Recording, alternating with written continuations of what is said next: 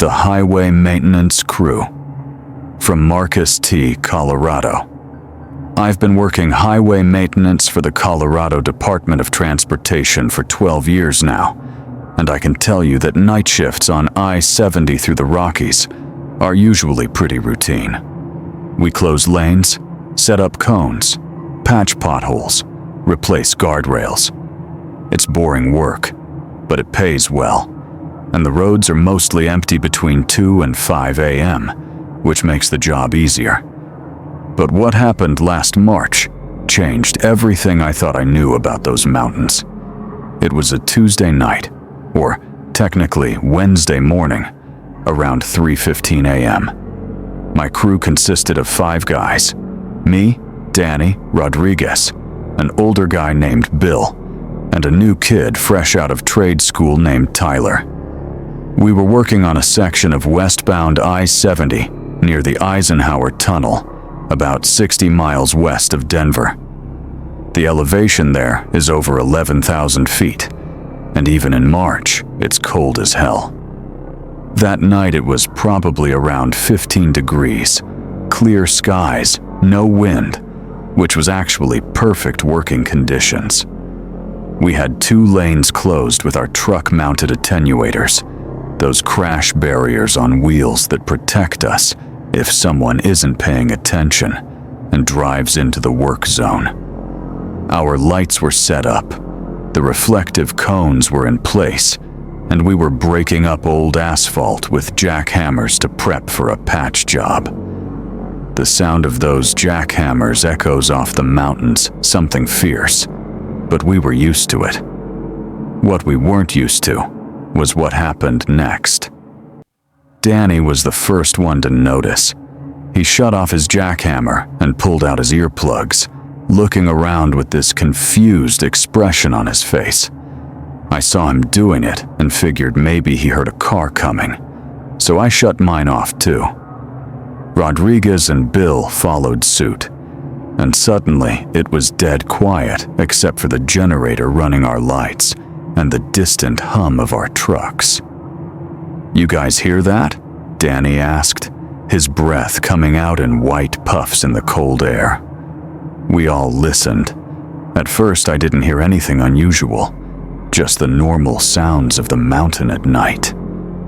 But then I heard it, a deep, rumbling sound that seemed to be coming from the valley below us.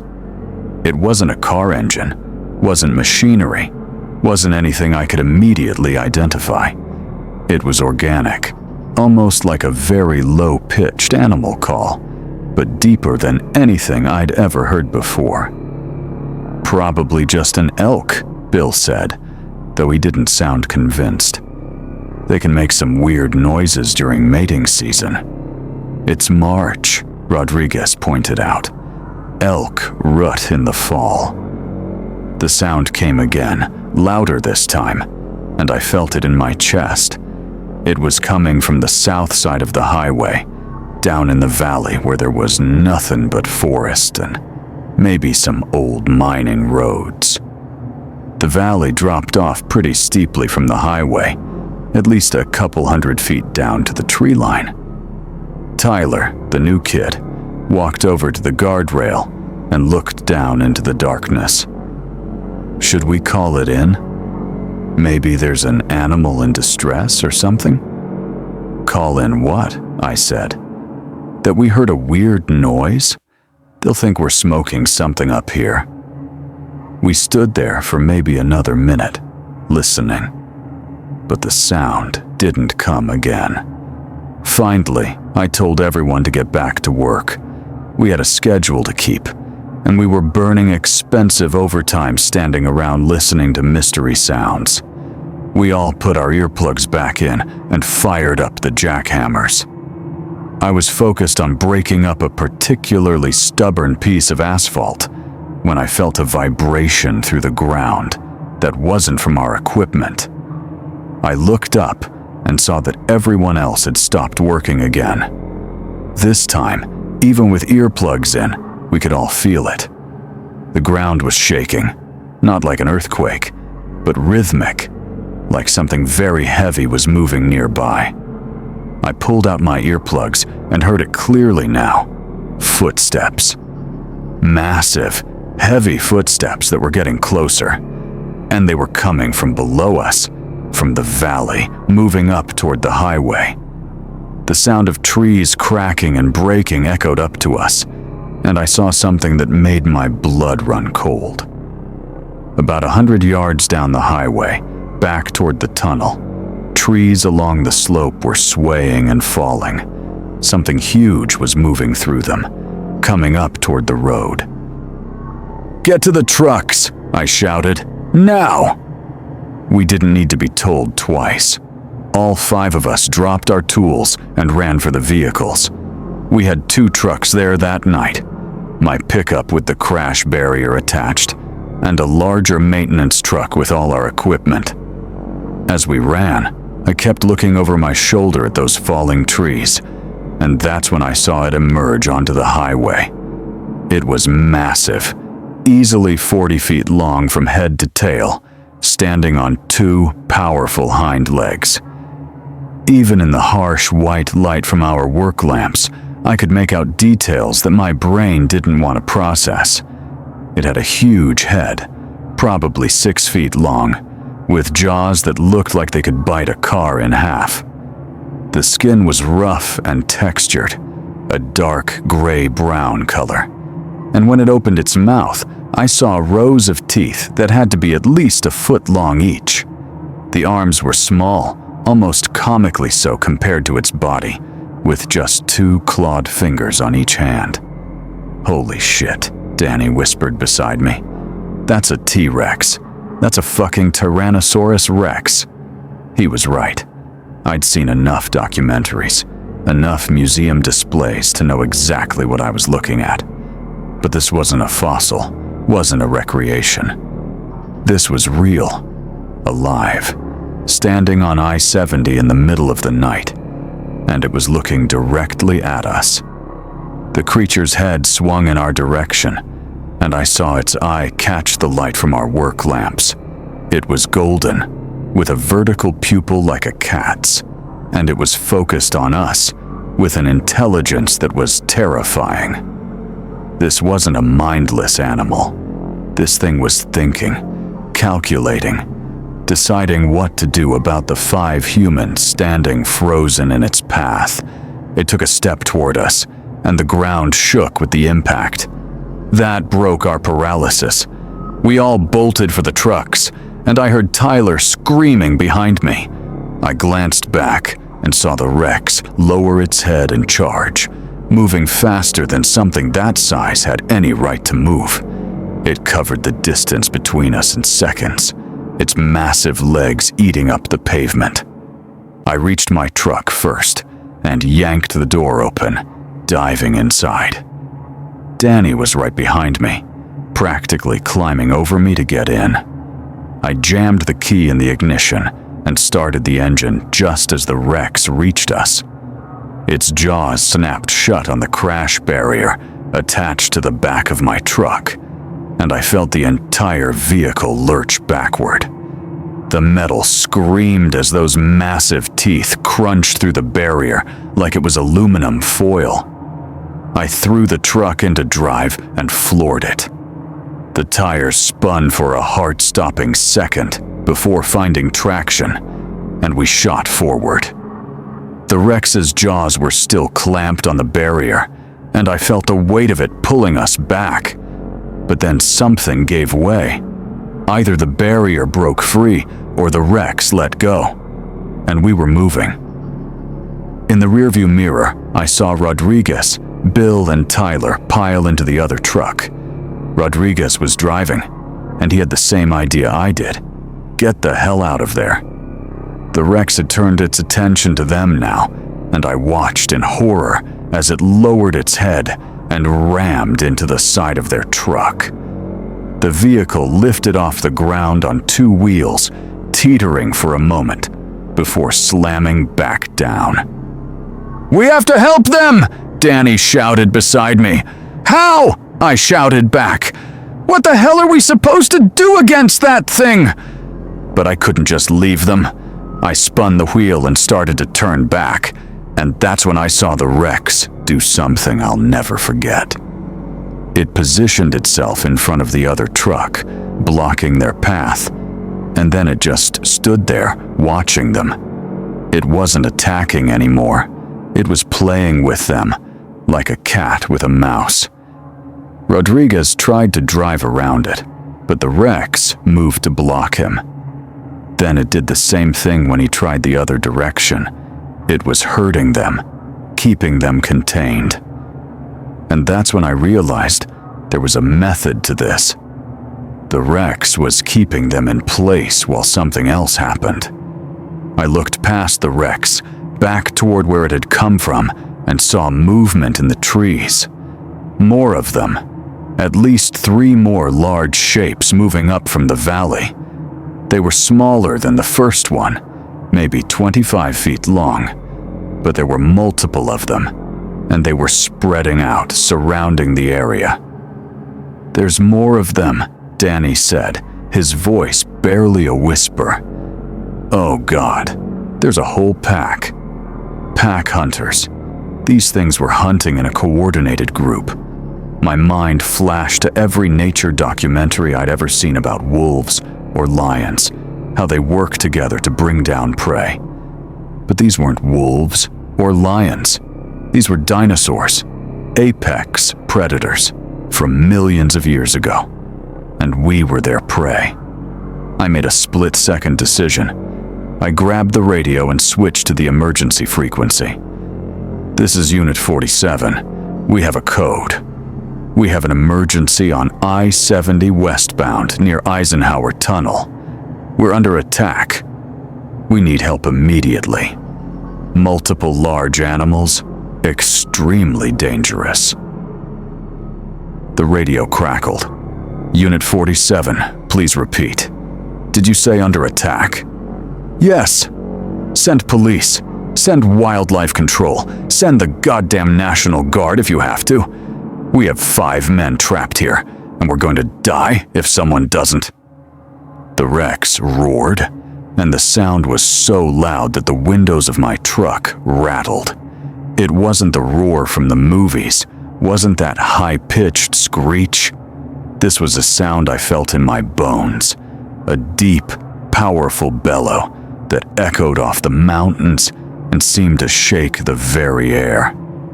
Then it charged the other truck again. This time, it hit hard enough to flip the vehicle completely over. I watched in horror as the truck rolled twice before landing on its roof, the windows shattering, metal crunching. The Rex approached the overturned vehicle slowly, almost carefully, its head lowering to look inside. I did the only thing I could think of. I aimed my truck at the Rex and hit the gas. Danny screamed something, but I wasn't listening. I covered the distance in seconds and slammed into the Rex's side just behind its front legs. It wasn't a big impact. My truck probably weighed 2 tons, and this thing probably weighed 9 or 10, but it was enough to get its attention. The Rex staggered sideways and turned its massive head toward us. Its eye fixed on me through the windshield, and I saw rage there, pure primal fury. It opened its jaws and lunged at the truck. I threw it in reverse and backed up as fast as I could, the Rex's teeth snapping shut inches from my hood. "Go, go, go!" Danny was shouting, and I was already moving. The Rex gave chase, its massive legs pounding the asphalt behind us. I could see it in my mirrors, could see those jaws opening again, and I knew if it caught us, we were dead. Then I heard gunshots, 3 rapid cracks that echoed across the highway. I looked and saw Bill standing next to the overturned truck, holding a pistol. I didn't even know he carried one, firing at the Rex. The bullets hit its thick hide but didn't seem to penetrate deeply. They did annoy it, though. The Rex stopped chasing us and turned toward Bill. "No, no, no," I muttered, but Bill was already running. He wasn't heading for safety, though. He was running away from the overturned truck, away from where Rodriguez and Tyler were trapped, drawing the Rex's attention away from them. He was sacrificing himself to give them a chance. The Rex caught him in 3 strides. One moment, Bill was running, and the next, those massive jaws closed around him. I heard him scream, a sound I'll hear in my nightmares for the rest of my life. And then the Rex shook its head violently, and Bill was silent. "Jesus Christ," Danny said beside me, his voice breaking. "Jesus Christ, Marcus, we have to." "I know," I said, but I didn't know. What could we do? We were maintenance workers with hand tools and trucks, facing down creatures that shouldn't exist, that had been dead for 65 million years. But then I heard sirens in the distance. Someone had gotten my radio call. Help was coming. I just had to keep the Rex occupied long enough for Rodriguez and Tyler to get out of that truck. I started honking my horn, flashing my lights, anything to keep the Rex's attention on me. It worked. The creature dropped Bill's body and turned toward us, that massive head swiveling, those golden eyes locking onto my truck. It charged again, and I led it away from the overturned truck, away from the other Rex that were emerging from the forest. The chase lasted maybe another minute, maybe less. The Rex was fast, but my truck could go faster, and I kept just out of reach of those snapping jaws. Then the first police car came around the bend, lights flashing, siren wailing, and the Rex stopped. It looked at the police car, looked back at me, and then it let out another one of those bone-shaking roars. The police car skidded to a stop, and I saw the officer inside just staring in disbelief at what he was seeing. But he recovered quickly, grabbing his radio and calling for backup. More sirens were approaching now, and the Rex seemed to realize it was outnumbered. It turned and headed back toward the valley, the other Rex following it. Within 30 seconds, they had disappeared into the forest, leaving behind only destruction and death. The aftermath was chaos. More police arrived, then state troopers, then some people in unmarked black SUVs who wouldn't identify themselves, but seemed very interested in what we'd seen. Rodriguez and Tyler were pulled from the overturned truck with minor injuries, broken bones, cuts, concussions, but alive. Bill's body was recovered, though I still can't think about that without feeling sick. The official story was that we were attacked by a bear, a large, aggressive grizzly that had come down from the mountains, they said. Never mind that grizzlies don't get 40 feet long, don't walk on 2 legs, and don't hunt in coordinated packs. Never mind that there were massive 3-toed footprints all over the highway that didn't match any known animal. The story was a bear, and anyone who said otherwise was encouraged to keep quiet. I don't work night shifts anymore. None of us do. Rodriguez transferred to day crew.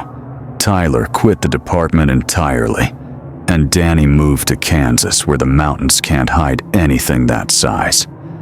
As for me, I still work for CDOT, but only during daylight hours, and never anywhere near that section of I-70. Because I know what I saw. I know what killed Bill.